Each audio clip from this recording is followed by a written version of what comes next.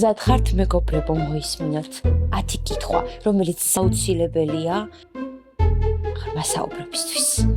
დღევანდელი შენი ცხოვრება, შენი არჩევნის შედეგია თუ შენი შიშების. რისი გჯეროდა 5 წლის წინ, რასაც ახლა სრულებით არ ეთანხმები.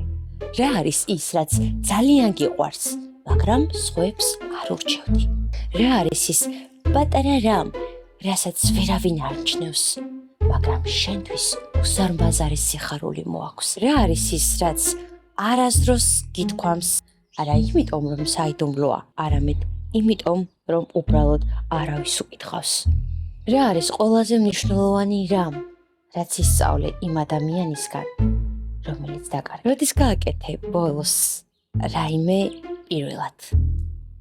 იგივე ადამიანი ხარ საჯაროდ, რაც ხარ სახლში მარტოყოფნისას?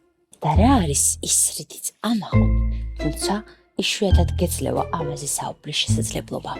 და რის ქონაზე ოცნებობდი? ოდესღაც, რაც ახლა უკვე გაქვს, მაგრამ ვეღარ სამჩნევ. ბოლო და უმნიშვნელოვანესი კითხვა არის თუ არა შენი ყოლა პასუხი გულწრფელი? სანამ მოიფიქრებ, მე ყავას დავლევ.